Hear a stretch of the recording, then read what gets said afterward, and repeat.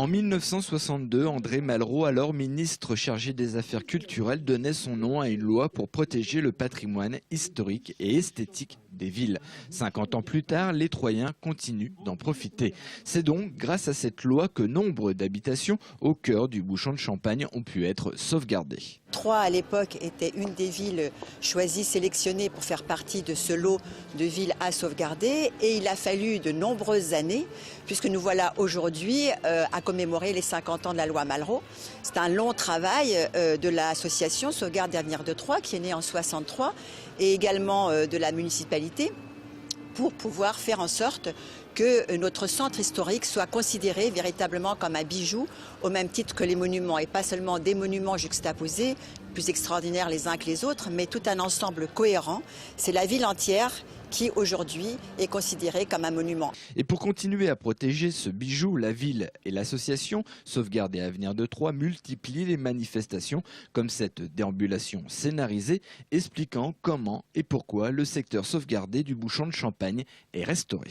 À l'origine, il y a deux immeubles du XVIe siècle, contigus, construits en même temps et avec des murs mitoyens. On a commencé par le toit. Avec le climat d'ici, c'est raisonnable.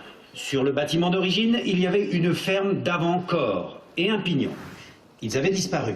Le pignon a été reconstitué, la pente de la couverture, du toit donc, a été inversée pour revenir à l'état initial. Samedi matin, une centaine de visiteurs ont pris le pas d'André Malraux à travers les rues et places de Troyes. Ils ont pu admirer tout le travail de conservation. Je suis surpris en fait par toutes ces richesses cachées dans les maisons. Et bon, on oublie souvent de lever la tête. Et c'est là qu'on découvre les plus belles choses. La loi Malraux, ça m'intéresse, que je la connaissais peu. Donc l'évolution de l'histoire qui est intéressante. On voit que les bâtiments actuels sont un empilement de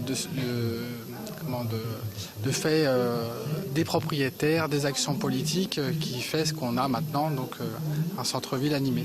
L'identité culturelle d'une ville, d'une région, quoi. Voilà, tout simplement. L'an prochain, en 2013, l'association Sauvegarde et Avenir de Troyes fêtera ses 50 ans.